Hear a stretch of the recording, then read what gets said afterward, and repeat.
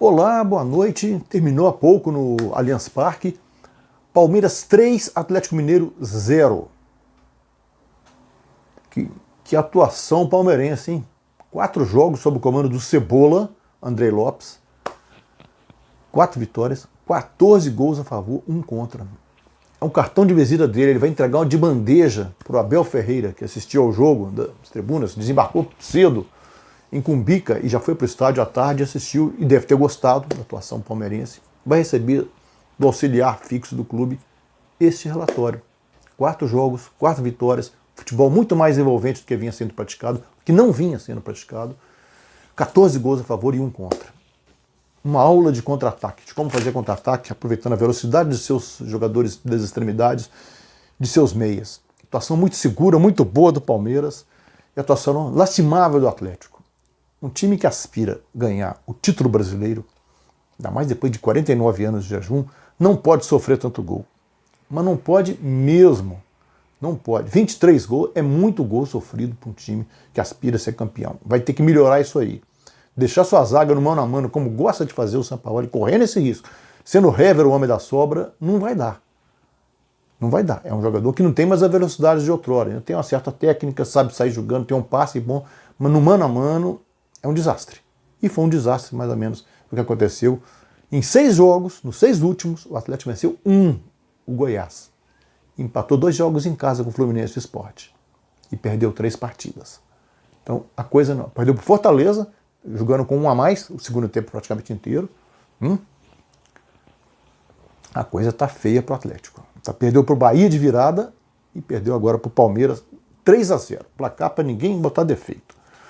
Com esse resultado, só 3 times podem ganhar o título simbólico de campeão do turno. Vou destrinchar o quadro, vocês estão vendo aí. O Internacional ainda tem chance, ainda líder, com 35 pontos. 19 jogos, 10 vitórias, 14 gols de saldo e 30 gols.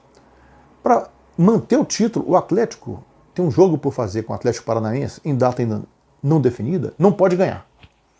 Porque se o Atlético ganhar, o Mineiro ganhar, mata o Inter.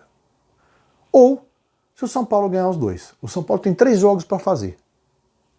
Goiás, Ceará, ambos como visitante, e o Botafogo em casa. Se ele ganhar os 3, ele vai a 36 pontos.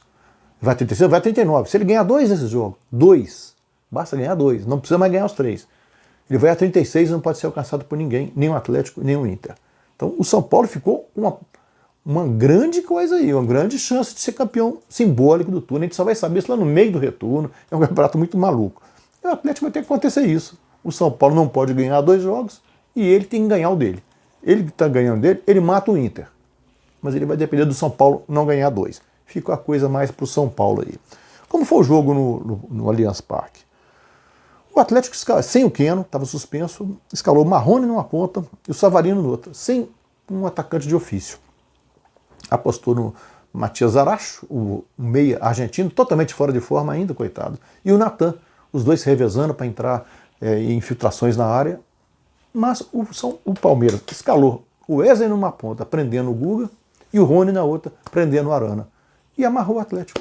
Amarrou porque eles conseguiam roubar a bola no campo de ataque, pressionando com o Zé Rafael, com o Rafael Veiga, com o Luiz Adriano, partidaça do Luiz Adriano, e o Felipe Melo de volante atrás, organizando tudo, muito bem organizado, por sinal. Ali ele funciona bem de volante, com o primeiro passe muito bom que ele tem, viradas de jogo oportunas. E o Palmeiras jogou compacto, jogou certinho, e roubou muita bola por ali. E numa delas saiu o gol, o primeiro gol. Logo aos 18 minutos de jogo. O Matias Vinha foi ao fundo recebendo de uma triangulação, cruzou na cabeça do Rafael Veiga, que mergulhou de cabeça e matou o Everson. Ali o Palmeiras já estava na frente. E se não fosse uma certa timidez, certa hesitação dele explorar mais o contra-ataque, ele ficou com medo de se abrir para as infiltrações do Atlético, ele poderia ter matado o jogo ali. Ele teve algumas chances, a defesa do Atlético estava exposta, estava perdendo passe na saída de bola, e o Palmeiras recuperando bola ali, mas não conseguiu. E o Atlético nada fez de útil no primeiro tempo. Nos últimos 10 minutos melhorou um pouquinho, teve uma chegada do Arana, uma com o Savarino, com chutes das pontas, mas o Everton não trabalhou. Aliás, o Everton não trabalhou quase hora nenhuma no jogo, né? No segundo tempo, parecia que o Atlético tinha mudado, porque ele avançou suas linhas de marcação, começou a tocar mais bola, ocupar mais o campo de ataque do Palmeiras. O Palmeiras não conseguia organizar seus contra-ataques. Tinha até espaço para isso, tinha. Mas quando organizava esses contra-ataques, falhava na definição. Ou o jogador cruzava quando não devia, ou chutava antes da hora, ou tentava um drible, não dava. E o Atlético em cima, mas sem finalizar. Sem o Keno, ninguém finalizava. Né? E quando tentava finalizar, a zaga estava ali, a bola carimbava na zaga. O Everton não trabalhou, não teve um grande trabalho, não fez uma grande defesa no jogo. Aos 24 minutos, o Palmeiras encaixou seu primeiro contra-ataque.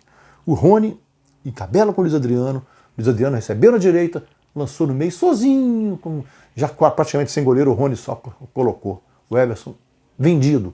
2-0. Ali o jogo estava entregue. Porque o Atlético foi mais para cima ainda, aos 31, outro contra-ataque. Né? O Zé Rafael escapou pelo jeito e rolou para o Wesley finalizar, fazer 3-0. Brilhante vitória do Palmeiras. Olha que coisa, o trio de ferro paulistano deu uma chacoalhada nas primeiras posições do brasileiro. O Corinthians venceu o Internacional no sábado no Neoquímica Arena, 1-0. Né? O Flamengo o São Paulo goleou o Flamengo de virada por 4-1 no jogo que o Flamengo perdeu 2 pênaltis no Maracanã, no domingo. E na segunda-feira, dia de finados, o Palmeiras matou o Atlético 3-0. Eu não me lembro a última vez que os 3 primeiros colocados do Campeonato Brasileiro, pelo menos na era dos pontos corridos, perdeu ao mesmo tempo, na mesma rodada. E, curiosamente, perdeu para o trio de ferro paulistano. Que coisa, hein? E sem contar que o outro grande paulista, o Santos, venceu o Bahia na Vila Belmiro no domingo também por 3-1. Bela participação do futebol paulista nessa rodada que encerra para alguns o primeiro turno e não encerra para outros, entre eles o Atlético Mineiro e o próprio Palmeiras. O Palmeiras está em 7º lugar, mas se ele ganhar o jogo que ele falta, ele tem um jogo a menos aí. Ele vai fechar em 5º. E vai fechar em 5º com uma posição não distante do primeiro colocado. Não distante do primeiro colocado. Vai torcer para o São Paulo não ganhar as 3 ali, porque ele vai ficar 5, 6 pontos, entra na briga. Ou seja, além do São Paulo, o Palmeiras é mais um a entrar na briga por esse título aí. A briga parecia restrita. A Inter, Flamengo e Atlético Mineiro, agora tem o São Paulo e tem o Palmeiras. 5 times. Que campeonato permite isso?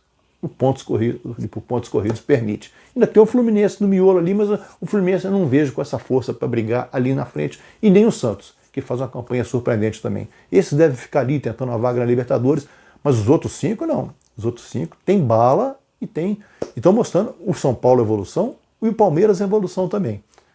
Inter, Flamengo e Atlético hesitam no momento ali de virada do turno e essa dupla paulista pede passagem aí. O Palmeiras completou uma rodada de chacoalhada no topo da tabela. É isso aí, meus amigos. Fique com a gente. Um abraço.